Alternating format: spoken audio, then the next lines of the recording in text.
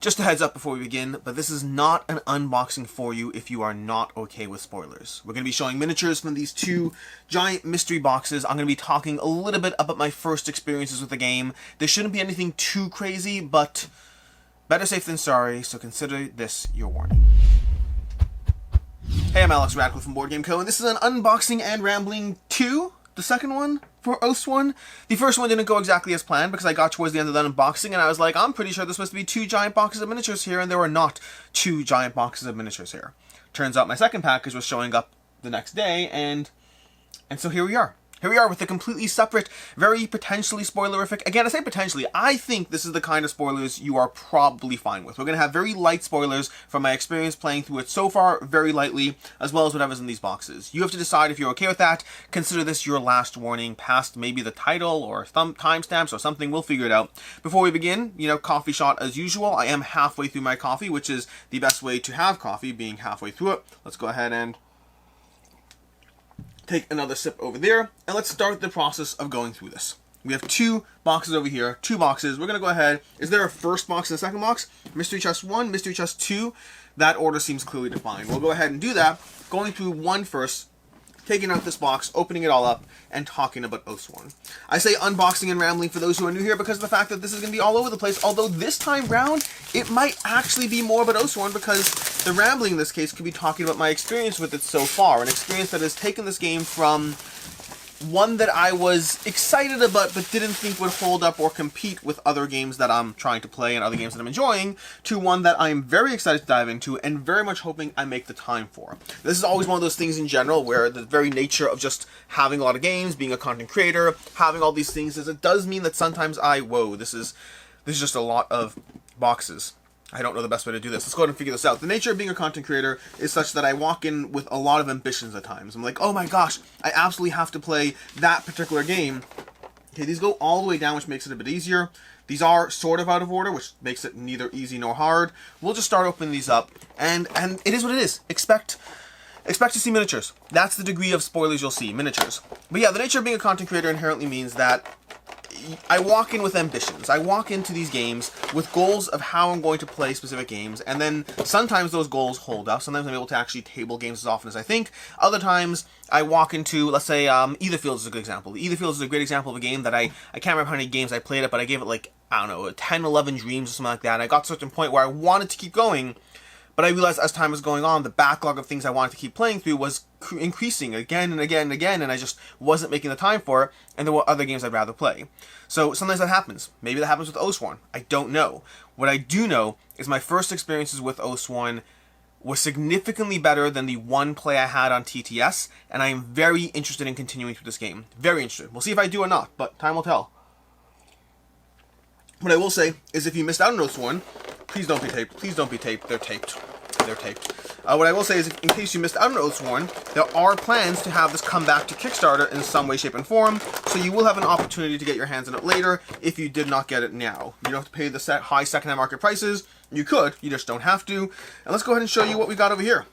We have our giant worm. This is one of the things that was in the campaign offering, if you saw it, so this would be fairly present and obvious as far as seeing things in the campaign, but again, if you're here by now, you signed up for whatever you see, so that's kind of more on you than me. But just looking at this from the top cam over here, we have giant, little, maybe this could be my first player marker for Dune.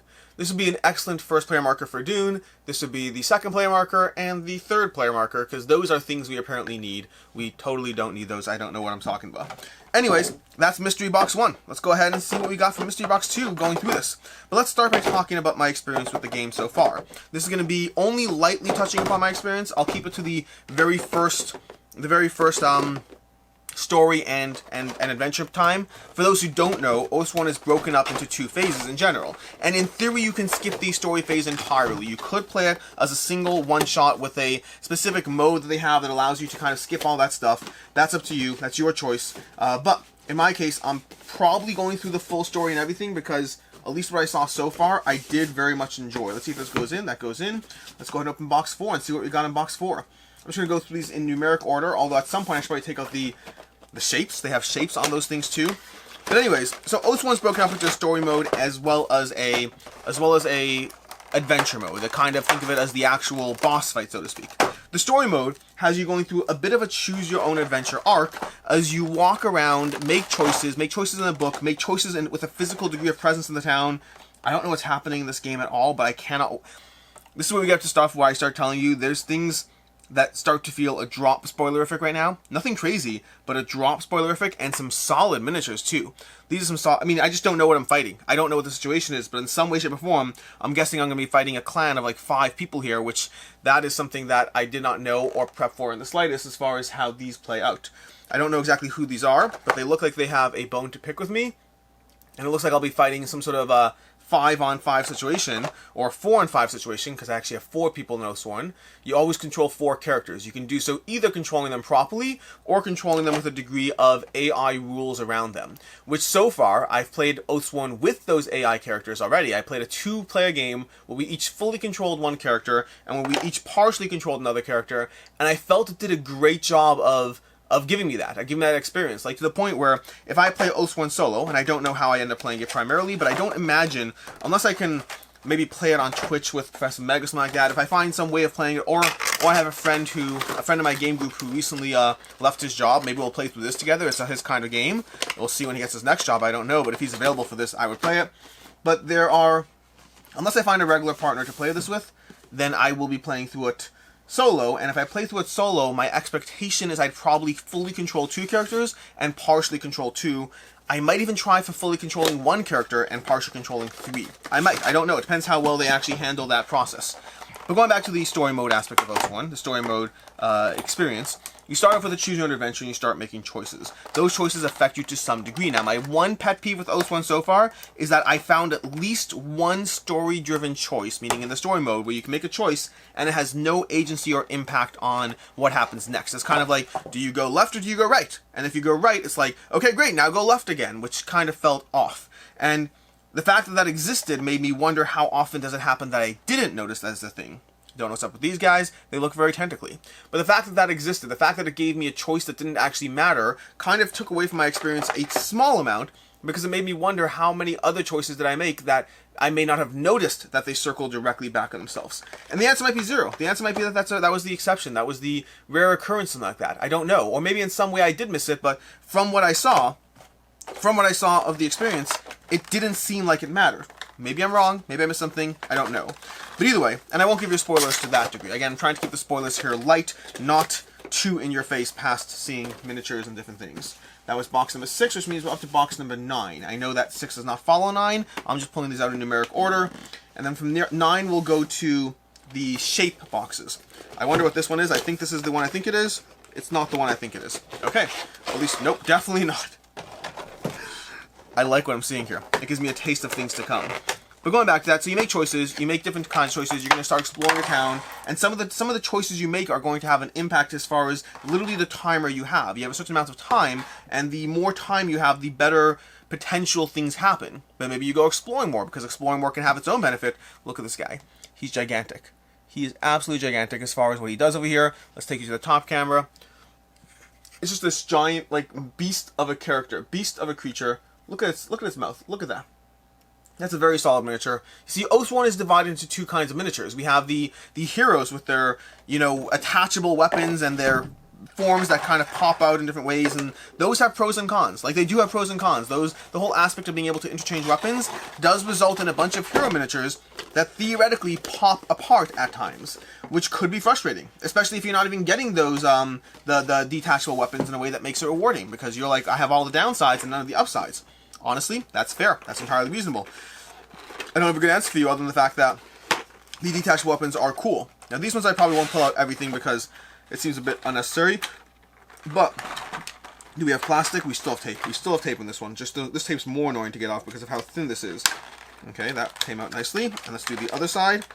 But anyway, so you go through that first story mode, you start making choices, you make choices around, you find a little street urchin who's sitting there trying to tempt you into helping you out, but you might have to pay him or not. Then you go through a whole chain of communication around, how you're going to negotiate with him, how's it going to work out. You start making tests along the story, and these tests affect everything from the amount of money you have, to which pathways you go down, to which sections of the city open up in different ways, and you have a real sense of choose your own adventure in a way that I really enjoyed. I enjoyed it both as the person person reading the story and as the person hearing the story, because at different points I was doing both. So I can tell you both as someone who is being receptive, who's listening, who's processing. I can tell you that I enjoyed it, but also somebody who's reading and looking at the choices and making a little bit more agency there, I enjoyed it there as well. I just overall enjoyed the story mode, and it continues to go down a pathway until eventually you get to a point where you hit the actual adventure mode. I don't know if it's called story and adventure. I believe it's called story. The adventure might be called something else. From there, the things that happen in the story mode will affect you in some different degree. You might have less health, more reroll tokens. You might have all these different things that you have. These little wasp-like creatures, don't know what they are, but they're around. But you have all these different options as far as the things that have happened along the way. This is an experience that I recall having in a few other games. I think 3 other games specifically come to mind when I think through other games that have given me this kind of story experience that interweaves into an adventure mode. The first is going to be Wild Ascent. Wild Ascent Levon Rising gave you a definite degree of progression as far as how you interact with the things happening around you that will in some way affect what happens in the arena, while also leveling you up, while also preparing you across the larger game experience. It also affects your immediate next fight. Similar to the story mode here. There are things that happen in the story mode that will affect you not just for the next fight, but for subsequent fights. The type of gear you have, how well you prepped your injury deck, all these other things that will have a longer term effect on you and your characters, but also immediately in the next fight. And Wild Ascent Levon Rising had that aspect. Not Wild Ascent, Wild Ascent Levon Rising had that aspect too. Then there was also, box number 10 we're up to, then there was also Monster Hunter World from Steamforged Games. Monster Hunter World Steamforged Games very much had a similar... These are so cool. These are cool, I'm sorry, they're just cool. Monster Hunter World from Steamforged Games had a similar degree of choice around how you started the process by hunting down a monster, and then you had a direct kind of hunt phase where you tried tracking the monster. Now I think, and I've only played the prototype, so I can't fully comment on this, but I think from what I recall seeing in Monster Hunter World, I think the hunt mode you have only affects the subsequent fight. It doesn't have a longer term impact. It's specifically around how you dive into this fight, as opposed to Levon Rising and Oathsworn, which both had longer term and shorter term impacts. Anyways, look at this over here. Look what we got over here. Did not have this top camera over there. We have this over here. Look at this little hawk over here. We have these 2 little dogs assisting this hunter in some way, shape, and form. Again, definite minor spoilers. This type of things you're going to come across in this game, because now I kind of know that I'm facing off 2 beasts, 2 little hunter dogs, a hawk, and whoever this kind of hunter character is. I don't know who he is, but he's some sort of boss that I'll be engaging with or fighting with in some way, shape, or form as I go through the game. Now the third game I don't remember, which is a shame, because I remember there's a third game. I remember this because I was talking with Jesse, with Quacklo, after we played it. We played Oathsworn together, and I was talking to him after this, and I said there's a third game that gave me that feel. There's a third game that gave me that specific sequence of events in which you are... It's going to bug me. There's a third game that gave me a specific sequence of events, a game that I had not played with him. Oh, that's right, I remember it. It was Ancient Blood, the Vampire something or other. Ancient Blood vampire game. It's from Dark Gate Entertainment. Let's see, 10 to 15, 10 to 12, 10 to 12, 12 is next. So I played Ancient Blood, and Ancient Blood had a similar progression as well, in the sense that you also go through a story phase that immediately affects what happens in the next scenario, while also having a longer term impact at the same time. So again, both those aspects. And in that one, as well, I liked what that one was doing, to a degree, but it did not feel as fleshed out as Levon Rising, or as fleshed out as Oathsworn.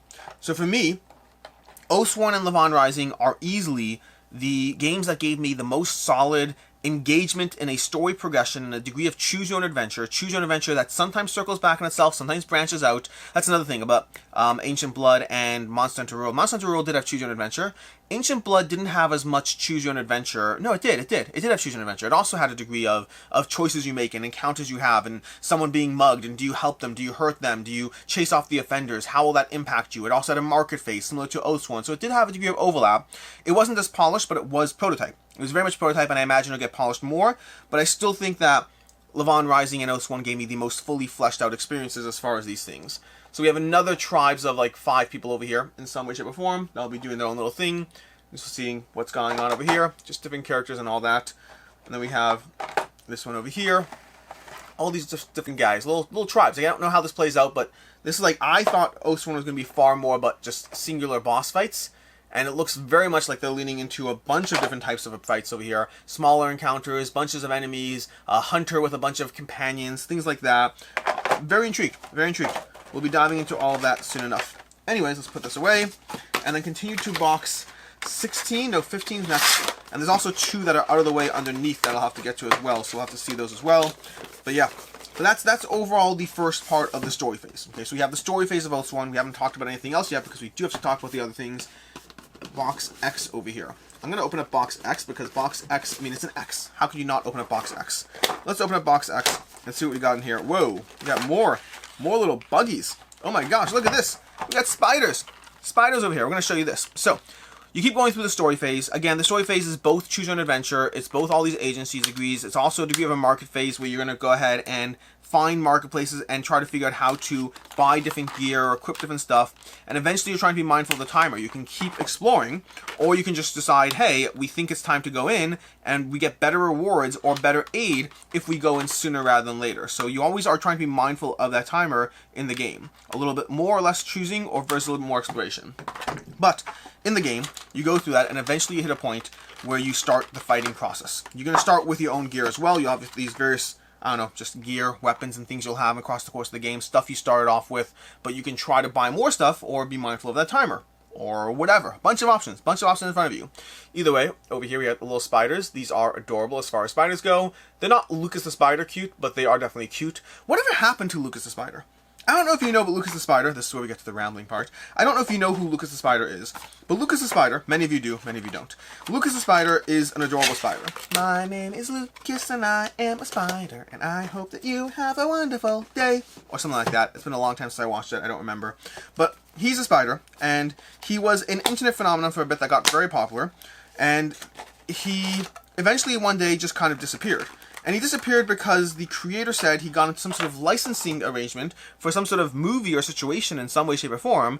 And then I haven't heard anything about that since. And it's been a very long time. The world has changed. COVID made me lose all sense of perception of time. Anything that happened 3 years ago feels like it happened a year ago. That's just the way it works. We have this little assassin guy in his own little box. Don't know what's up with him, but he looks very intense. Looks like he could be friends with one of the characters. One of the characters is a double-bladed assassin character as well, with a bit of a cloak. Looks like it's his long-lost brother or something like that.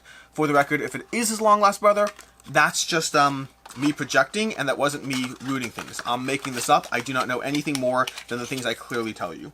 That's going to be pack 15. I am going to skip, because 17's out right now, I'm going to skip 16 and come back to it in a second. And the 16's going to be the last box. We're almost done with box 1.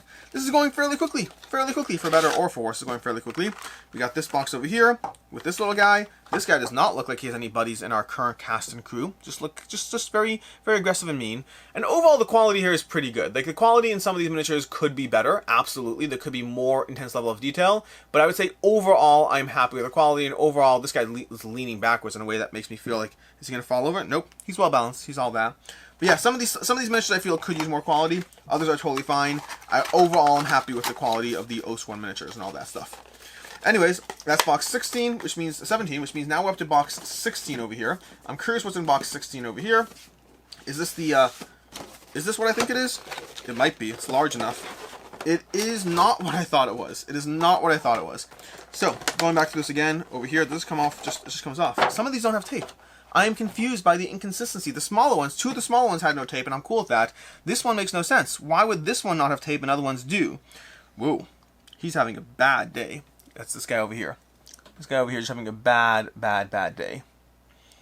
But anyways, going back to over here.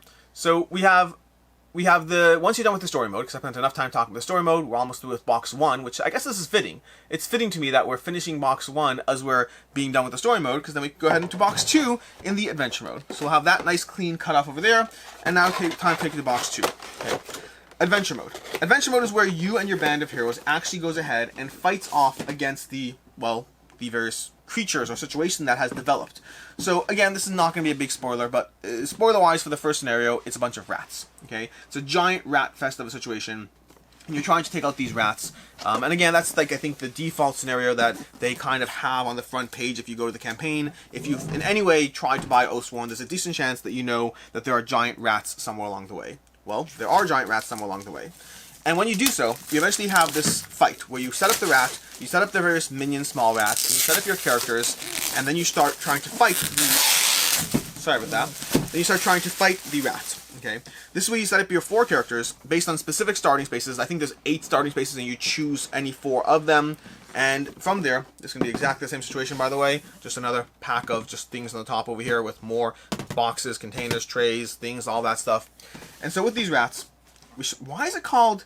That just bugs me. It just bugs me, okay? We have Mystery Box 2 has 1 and 2 in here, okay? We have to go to Mystery Box 1 to get 3. That kind of organization just bugs me. Does it matter at all? Not on the slightest. Does it bug me? It kind of bugs me. Like, I understand the rest of it. I understand not having everything in exact order, the way boxes fit together. I understand all that. Just call 1 the one that has 1. Speaking of which, we got our giant rat. So anyways, going back to what I was saying, you set up your characters, and then you go through the actual playing process of Oathsworn. This is where Oathsworn has a degree of card combat that gives me a similar vibe to Gloomhaven while being totally different than Gloomhaven. Like, it's not even remotely close, but it gives me a similar vibe as far as the management of things that you have in Gloomhaven, the management of cards you're trying to be mindful of, because you have your own deck of cards, each character having their own unique ability, each character having their own deck of cards, their own way that they operate, their own weapons that they are a good fit for, things like that. And then you start playing your cards. Every single turn in Oathsworn, what you're doing is you are both taking if I'm doing this right, you're taking a movement action. No, you're taking, is it a movement and a card? I have to double check the sequencing. Okay, but you're doing potentially up to 2 things. I think it's a move and a card if you want, but I have to double check that. And then you just go round and around. And on your turn, you can do nothing. So in theory, you're taking turns, but in practice, you're just doing things in any order you want. And when you do so, what you're going to do is you're going to be trying to be mindful of the fact that all the heroes are going to expend all their AP, all their action points, which are these little gems, and it has a system where you can kind of have better turns and worse turns because generally you have more AP than you refresh a turn. So for example, you might have 10 AP to play with, but you might only refresh 6 a turn, which practically speaking means you might have 1 turn where you get to expend all 10 AP, but then if you rest next turn, you get 6 back. And if you only do 2 points next turn, you might get even more back, so you have another 10 overcharge turn. This one is the first time I've seen this, which is one of these that comes a little bit separate. That goes together nicely. This is cool. These are some solid miniatures over here. And so you have these options of having these bigger and smaller turns in different ways that will give you a degree of agency over how to control the flow of the battlefield, especially when you're mindful of the fact that you have 3 other characters at the table who are able to handle the slack when you're prepping for these more powerful turns. So you have both those options going on. This should come out. Okay, great. And you're doing all that, and you're trying to be mindful of your abilities and your cards as you go, because the way it plays out, this goes like this-ish, yeah. The way it plays out is you're taking your turn, then the enemy's going to take their turn, then there's like some, the enemy reaction phase, or the story reaction, there's like 4 phases, but like, basically it's your turn, enemy turn, and maintenance, and somehow manages to be 4 phases, somehow, I don't remember, maybe start of turn effects, something like that.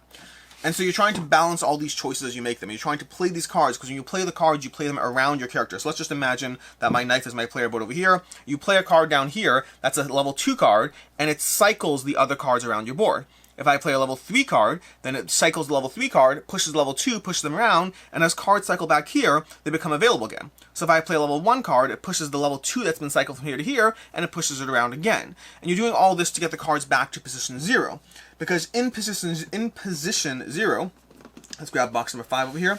In position 0, they come back, and so you have this card economy of the way they cycle back and play that you're always trying to be mindful of. If you get a card back, you know, when you play a card, you obviously want them back at some point, but you want to get them back in the timing in which you can use them and benefit from them the most. And the most powerful cards take the longest to come back because you only have, every character is going to be different, I imagine. I haven't looked at them all, but for example, the character I'm playing with right now has 2 level 3 cards. So unless and until I use abilities, and you do have access to abilities that will do things, but unless and until I use abilities, those level 3 cards, I have to play both of them to have any chance of them cycling back. And so I have to start getting prepped for the fact that it takes a longer time for them to enter my battle flow and come back to my queue. Meanwhile, I'm trying to stay alive, and then I'm trying to just figure out how to survive against these enemies and how to navigate and close the distance and widen the distance and be mindful of all these things, all while taking into account Oathsworn's very unique, very interesting, something I wouldn't think I like quite as much as I do, but they have a very interesting flow of how you actually choose to engage in the fighting part, the part where it's just going to go down properly. Am I doing this wrong over here? I think it goes in like this. Okay, if it goes in like this is going to go in. There it goes. Nope. Okay, Here we go. Okay. All while trying to be mindful of the fact that they have an interesting system as far as the push your luck aspect in this game. You see, whenever you attack, you get to roll dice or draw cards, and you get to choose which one, and that choice is going to evolve as the distribution of the deck becomes more clear, because the dice are always consistent in their odds, but the deck's distribution will change as things happen. As you draw cards, you'll be like, hey, that deck was a good place to get from, now it's not. And so that leads to more interesting choices where you have a degree of agency or control. So let's say I'm attacking, and you can always, the thing that's fascinating is you can always push your luck in this game. So you can roll as many dice as you want, or at least many of the white ones as you want, but the more dice you roll, the more potential misses there are, and if you get too many misses, you completely fail the attack. This is where reroll tokens and abilities come into play to mitigate around that. Giving you lots of fun push your luck options, both in terms of where you draw your odds from and how much of your odds to draw.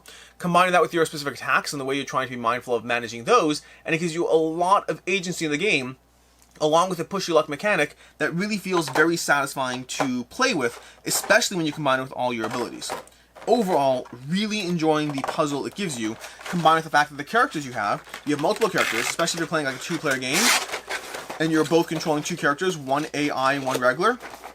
And the AI characters, they dumb down their abilities. You don't have the whole hand of cards, you have preset abilities that work with that AI character in whatever different ways that they do to give you a different puzzle there. But they're very manageable, they're very easy to work with, I like them a lot. And so that's kind of the overall puzzle you're getting from Oathsworn. This is cool. I like this. I don't know what's going on here, but I like this. We have a little like flame thingy, and then we have the guy over here. So if we look at like this, we have these. I imagine though he's meant to go in here and be something who's like a flame situation. That's cool. Either that or he's casting it on me, which is obviously less cool. But either way, that's what we got in here. Okay. Again, little spoilers for stuff. But that's overall the puzzle Oathsworn gives you. It gives you a solid puzzle as far as managing your cards, managing your battle flow, of managing the enemies, of managing your push your luck, of managing the terrain and the way you navigate around the board. We got 2 boxes in here. We're going to go ahead and do a little out of order here, I guess. We have box 7 and 20. Let's go ahead and do those. 7 was hidden, which is just a pain. Let's go through this over here. And, the front of the box.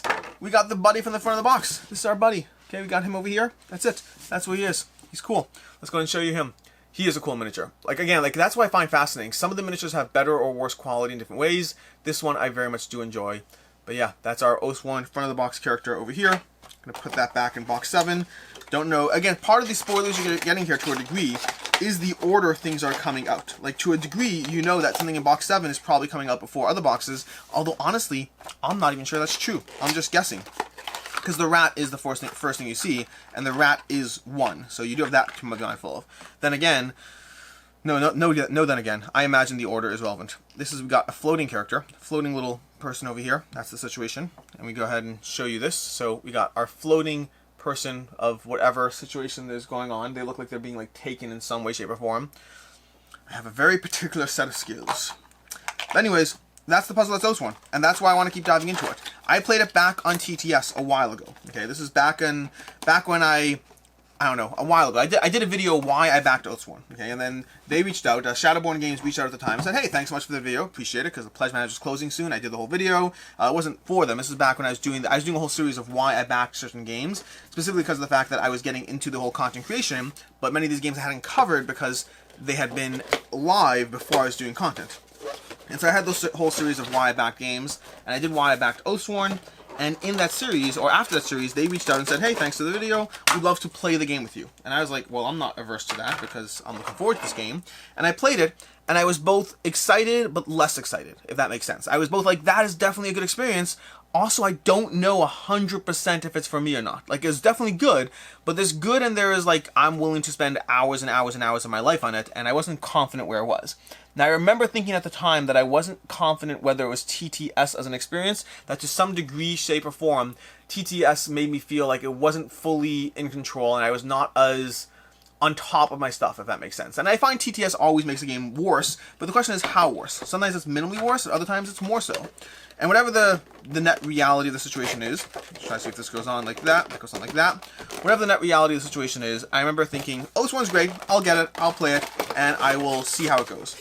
And that's still true, to be very clear. I haven't played this enough to know how it holds up long term. What I do know is, playing this in person, the first thing that's different is I played the story mode, which I had not played last time.